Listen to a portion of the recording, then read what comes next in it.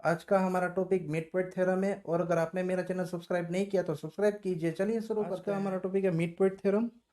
तो पहले mid point theorem क्या है वो समझेंगे और उसका जो यूज़ किस तरह से किया जाता है कोई भी प्रॉब्लम को सॉल्व करने के लिए वो देखेंगे। अभी यहाँ पे थ्योरम 8.9 दिया हुआ है। तो line segment joining the mid point of two side of triangle is parallel to third side. यहाँ पे ये समझाया गया है कि कोई भी ये ट्राइंगल है, ABC ट्राइंगल है, यहाँ पे ABC ट्राइंगल है, ओके। और उसमें जो मिड पॉइंट में से कोई लाइन पास हो रही है, अभी यहाँ पे E और F ये साइड के मिड पॉइंट है, उसमें से कोई लाइन पास होती है तो ये थर्ड साइड BC को पैरेलल होती है। यानी कि E और F मिड पॉइंट है, उसमें से कोई लाइन पास होती है तो थर्ड साइड BC को पैरेलल होती है, यानी कि EF पैरेलल BC होता है, ओके। अभी आपको ये थ्योरम प्रूव करना हो तो किस तरह से करेंगे, तो मैं आपको दिखा दूं कि यहाँ पे ये जो पार्ट है, ये पार्ट ये ड्रॉ किया हुआ है, सही में वो कोई पार्ट है ही नहीं, वो कंस्ट्रक्ट किया हुआ है। तो यहाँ पे कंस्ट्रक्शन किस तरह से किया हुआ है, तो आप देखिए कि यहाँ पे ये CD है ना, वो इस तरह से ड्रॉ करनी है जो AB को पैरेलल हो और उसको एक्सटेंड करना है। और EF को एक्सटेंड करके यहाँ पे इंटरसेक्टिंग पॉइंट D मिला, ओके। C को एक्सटेंड करके और EF को एक्सटेंड करके यहाँ पे इंटरसेक्टिंग पॉइंट D मिलता है। तो इस तरह से एक ट्राइंगल ड्रॉ होता है, ये ट्राइंगल। अभी आपको ये ट्राइंगल और ये ट्राइंगल दोनों कॉन्ग्रुएंट आपको दिखाना है। तो आपको कॉन्ग्रुएंट रूल से ये दोनों ट्राइंगल कॉन्ग्रुएंट दिखा दो। तो यहाँ पे अ, आप देख सकते हैं कि यहाँ पे ये एंगल और ये एंगल वर्टिकली अपोजिट एंगल है, और ये साइड और ये साइड दोनों पैरेलल है और ये ट्रांसवर्सल हुआ, तो यहाँ पे Z बनता है जो कि अल्टरनेट एंगल है। तो पैरेलल लाइन में अल्टरनेट एंगल इक्वल होते हैं, तो ये एंगल इक्वल टू ये एंगल हो गया। इतना पता चल गया। बाद में यहाँ पे F मिड पॉइंट है। F क्या है? Mid point. तो यहाँ पे देखो AF इक्वल टू FC होगा। तो यहाँ पे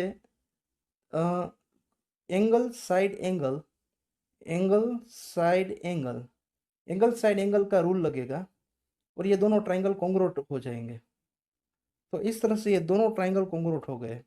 तो according to CPCT, congruent part of congruent triangle, according to CPCT, ये आपको EF और FD दोनों इक्वल हो जाएंगे।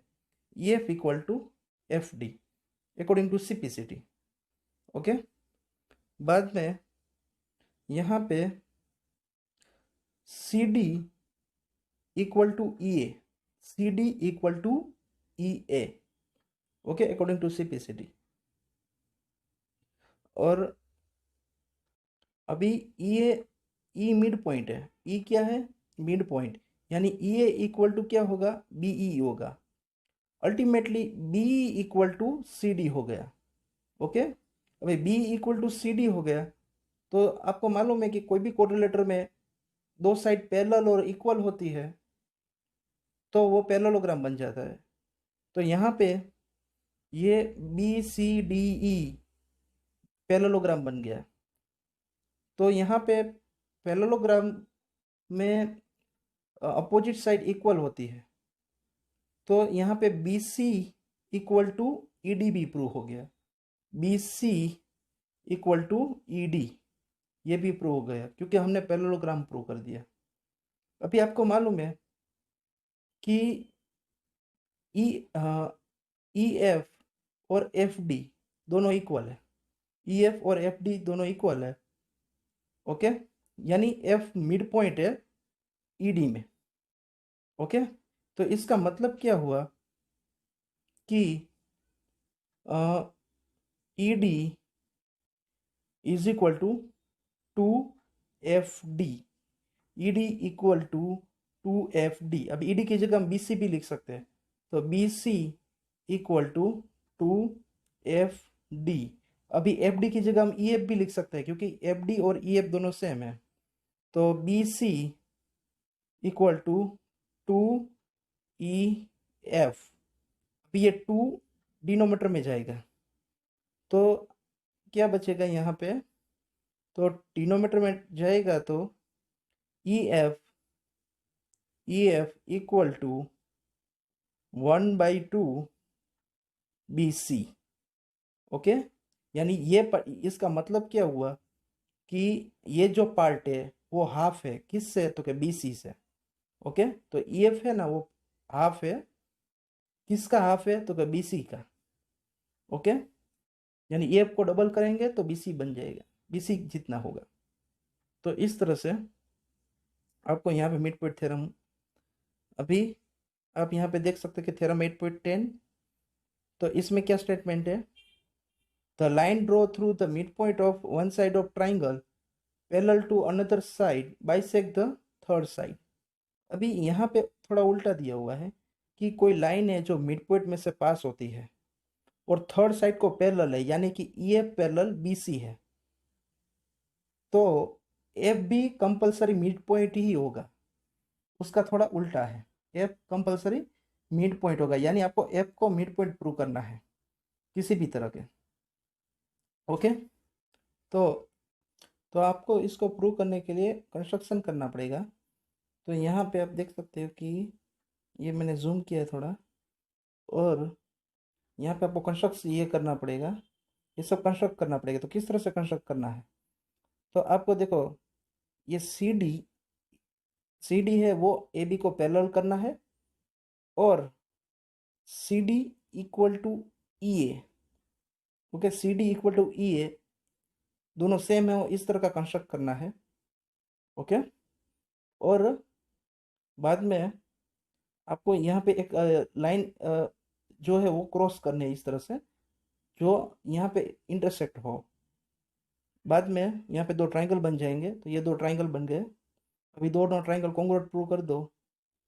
तो यहाँ पे अब देखो, वर्टिकली अपोजिट एंगल, बाद में ये दो लाइन पैरेलल है, और ये यहाँ पे ये ट्रांसवर्सल हुआ, तो ये एंगल और ये एंगल अल्टरनेट एंगल इक्वल हो जाएंगे। और हमने बताया कि EA equal to CD equal draw करना है। ओके, तो हमने ये इक्वल ड्रॉ कर दिया है। बाद में यहाँ पे कौन सा रूल लगेगा? Angle angle side. यहाँ पे देखो एंगल, बाद में एंगल और एक साइड, तो एंगल एंगल साइड से ये दोनों ट्राइंगल कॉन्ग्रुएंट हो जाएंगे। तो दोनों ट्राइंगल अगर कॉन्ग्रुएंट हो गए, अकॉर्डिंग टू सिंप्लिसिटी, यहाँ पे ये साइड इक्वल टू ये साइड प्रूव हो जाएगी, और F मिड पॉइंट बन जाएगा। तो इस तरह से आपको प्रूव करना है। अभी यहाँ पे कुछ एग्जांपल लेते हैं। तो ABCD is quadrilateral in which PQRS is the midpoint of the side AB, BC, CD and DA respectively. AC is diagonal so that SR parallel AC and SR equal to 1/2 AC। अभी यहाँ पे PQRS mid point है, मैं यहाँ पे zoom करता हूँ, तो आप देखो AC डायगोनल है और PQRS मिड पॉइंट है। तो आप यहाँ पे देख सकते हो कि अकॉर्डिंग टू थ्योरम 8.9, अगर मिड पॉइंट में से कोई भी लाइन पास होती है और ये ट्राइंगल बन रहा है, देखो यहाँ पे ट्राइंगल की साइड के मिड पॉइंट में से लाइन पास होती है, तो थर्ड साइड को पैरेलल होती है, यानी SR पैरेलल AC हो गया। AC डायगोनल है, तो हमने डायगोनल ड्रॉ किया, तो यहाँ पे दो ट्राइंगल बन गए, और S और R वो ट्राइंगल के मिड पॉइंट, साइड के मिड पॉइंट है, तो उसमें से कोई लाइन पास होती है तो वो थर्ड साइड AC को पैरेलल होती है, तो SR पैरेलल AC प्रूव हो गया। इसी इसी प्रकार P और Q मिड पॉइंट है, तो उसमें से अगर लाइन पास होती है तो थर्ड साइड AC को पैरेलल होती है, क्योंकि यहाँ पे भी ट्राइंगल बनता है, ट्राइंगल ABC। ओके, तो ABC ट्राइंगल है, तो यहाँ पे थ्योरम 8.9 लगता है। तो इस तरह से आपको यहाँ पे प्रूव कर दिया। अभी हमने प्रूव किया था कि ये जो SR है वो AC का क्या होता है? हाफ होता है। ओके, अकॉर्डिंग टू थ्योरम में 8.9 में प्रूव किया था। ओके, तो हम इस तरह से लिख सकते हैं कि SR equal to 1/2 A C. और इस तरह से भी लिख सकते हैं P Q equal to 1/2 A C. Okay, तो ये हमने प्रूव कर दिया था। समझ में आ गया? क्योंकि कोई भी ट्राइंगल होती है उसकी जो थर्ड साइड जो होती है बेस, वो जो मिड पॉइंट में से पास होती है वो हाफ होती है जो थर्ड साइड होती है उससे। तो अभी हमने इतना प्रूव कर दिया है। अभी आपको P Q equal to S R prove करना है। तो P Q equal to S R अगर प्रूव करना है तो अभी देखिए यहाँ पे, तो अभी एस आर है वो ए सी का हाफ है और पी क्यू भी ए सी का हाफ है। ओके, दोनों ए सी का हाफ है, यानी S R equal to P Q prove हो गया। ओके, बहुत इजी है। बाद में P Q R S parallelogram prove करना है। अभी पैरेललोग्राम में क्या होता है, सभी अपोजिट जो लाइन होती है वो पैरेलल, यानी पैरेलल होती है, अपोजिट साइड पैरेलल होती है। तो S R parallel P Q हमने प्रूव कर दिया, क्योंकि एस आर ए सी को पैरेलल है अकॉर्डिंग टू थ्योरम 8.9। दो मिड पॉइंट में से लाइन पास होती है तो थर्ड साइड को पैरेलल होती है। पी क्यू ए सी को पैरेलल है, इसका मतलब एस आर और पी क्यू दोनों एक दूसरे को पैरेलल है। और हमने अभी S R equal to P Q दोनों सेम इक्वल प्रूव कर दिए। आपको मालूम है कि S R equal to P Q हमने अभी प्रूव किया। यानी कोई भी एक पेयर इक्वल भी हो और पैरेलल भी हो तो वो पैरेललोग्राम बन जाता है। तो P Q R S parallelogram बन गया।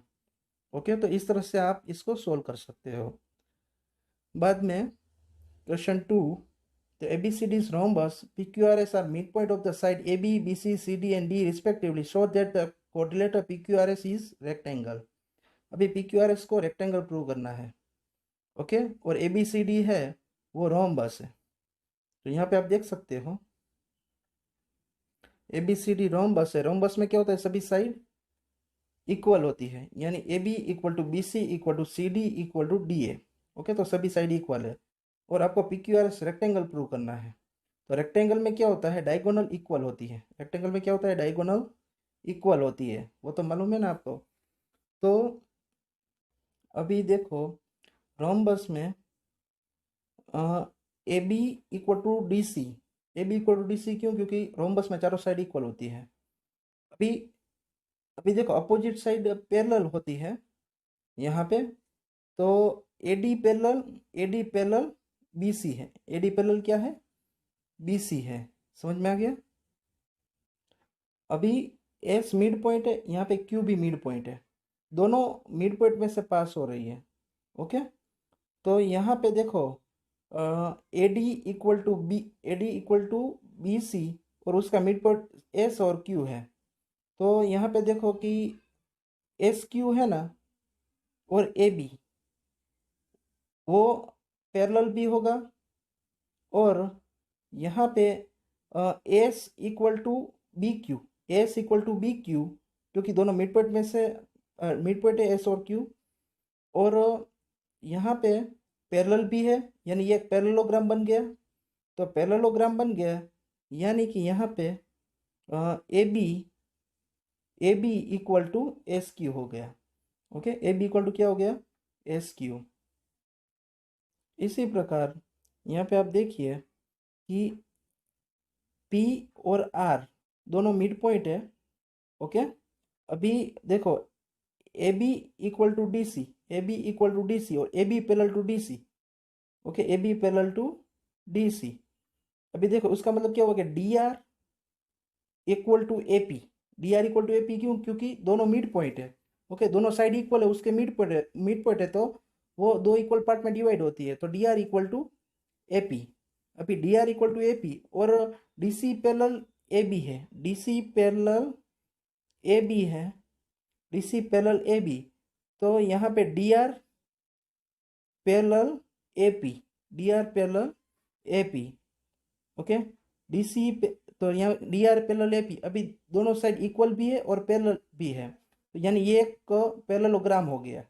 तो यहाँ पे R P equal to A D, R P equal to A D हो गया। ओके, तो यहाँ पे R P equal to A D अभी ए डी इक्वल टू क्या है, ए बी है, क्यों, क्योंकि ये रोम्बस है, और A B equal to S Q है, हमने अभी प्रूव किया, यानी दोनों डायगोनल इक्वल प्रूव हो गया है। और अभी आपको ये प्रूव करना है कि कोई भी कोट्रिलेटर है उसके दोनों डायगोनल इक्वल हो गए, तो अभी आप अपोजिट साइड भी इक्वल प्रूव करना है। तो यहाँ पे एस आर है, एस आर वो ए सी का हाफ होगा, और पी क्यू भी ए सी का हाफ होगा, अकॉर्डिंग टू थ्योरम 8.9। ओके, यानी P Q equal to S R. इसी प्रकार अभी इस तरह से डायगोनल किया जाए तो एस पी डी बी का हाफ होगा, और आर क्यू वो भी डी बी का हाफ होगा, अकॉर्डिंग टू थ्योरम 8.9। यानी कि एस पी और यहाँ पे क्यू आर दोनों इक्वल हो गए। ओके, तो दोनों यहाँ पे इक्वल हो गए, तो अपोजिट साइड इक्वल है, तो यहाँ पे ये रेक्टेंगल प्रूव हो गया कि अपोजिट साइड इक्वल और डायगोनल इक्वल प्रूव हो गए। इसी प्रकार यहाँ पे आप देखिए, A B C D is rectangle, P Q R S are mid point of side A B B C C D and D A respectively, so that coordinate P Q R S rhombus. अभी आपको P Q R S rhombus prove करना है, A B C D rectangle है, okay, और P Q R S mid point भी है। तो यहाँ पे आप देख सकते हो कि ए बी सी डी जो है, ए बी सी डी, अभी देखो यहाँ पे ये डायगोनल है वो रेक्टेंगल में इक्वल होती है, अभी दोनों डायगोनल इक्वल होगी, इतना पता चल गया क्योंकि रेक्टेंगल है। पी ये P Q R S mid point है, तो यहाँ पे P Q R S mid point है, तो अभी देखो एस आर है वो ए सी का हाफ होगा, और आर क्यू है ना, P Q sorry, P Q A C का हाफ होगा। ओके, दोनों ए सी के हाफ हो गए। अभी ए सी इक्वल टू बी डी है, यानी हम इस तरह से भी कह सकते कि वो बी डी का भी हाफ हो गए, यानी अ, वो बी डी का भी हाफ होगा। समझ में आ गया, क्योंकि ए सी इक्वल टू बी डी है। और आपको ये बता दूं कि ये जो आप पी एस है, पी एस वो बी डी का हाफ होगा, और क्यू आर वो भी बी डी का हाफ होगा। अल्टीमेटली चारों साइड क्या हो गई, इक्वल हो गई। तो चारों साइड अगर इक्वल हो जाती है तो ये P Q R S rhombus prove हो गया। तो इस तरह से आप कर सकते हो। इस क्वेश्चन में A B C D trapezium, A B C D trapezium है, यहाँ पे A B parallel D C, यानी A B parallel D C है, और diagonal is B D is diagonal, B D diagonal है, E is the mid point of A D, E mid point है, a line through the E parallel to A B intersect B C at F. अभी ये line ए B है, A B को parallel है, और B C को intersect होती है एफ पे। अभी आपको प्रूव करना है कि F is mid point of A, mid point of B C, F जो है वो बी सी का मिड पॉइंट प्रूव करना है। तो यहाँ पे आपको क्या करना है कि यहाँ पे देखो ये मिड पॉइंट है, और ये लाइन पैरेलल है ए बी को, तो अकॉर्डिंग टू थ्योरम 8.10, 8.10 में क्या बोला है कि थर्ड साइड को पैरेलल हो और मिड पॉइंट में से पास होती हो, तो दूसरी साइड को, दूसरी जो साइड होगी उसके मिड पॉइंट में से ही जाएगी, यानी ये आपका मिड पॉइंट बन गया। ओके, यहाँ पे ये ट्राइंगल कौन सा ले रहे हैं, ये ट्राइंगल ले रहे हैं, ट्राइंगल डी ए बी, ये ट्राइंगल ले रहे हैं। तो इसमें ये मिड पॉइंट है और ये पैरेलल है, तो अकॉर्डिंग टू थ्योरम 8.10 तो ये भी मिड पॉइंट में से ही पास होती होगी। अभी ये मिड पॉइंट हो गया। अभी देखो कि ए बी है, ए बी को पैरेलल ई एफ है, और ए बी है वो डी सी को भी पैरेलल है, क्योंकि ट्रेपेजियम है। तो इसका मतलब कि डी सी है वो ई एफ को भी पैरेलल होगी। समझ में आ गया, क्योंकि ई एफ ए बी को पैरेलल है, और ए बी डी सी को पैरेलल है, उसका मतलब डी सी जो है वो ई एफ को पैरेलल होगी। तो यहाँ पे डी सी ई एफ को पैरेलल प्रूव कर दिया। ओके, अभी ये मिड पॉइंट प्रूव हो गया। अभी ये लाइन पैरेलल है इसको, इसको पैरेलल है ये लाइन। अभी आपको ये ट्राइंगल लेना है, ट्राइंगल DBC, ये ट्राइंगल लेना है। ये मिड पॉइंट है और ये पैरेलल है। तो अभी अकॉर्डिंग टू थ्योरम 8.10 वो थर्ड साइड को भी थर्ड साइड के मिड पॉइंट में से ही जाएगी, यानी कि F मिड पॉइंट हो गया। यहाँ पे F मिड पॉइंट प्रूव हो गया।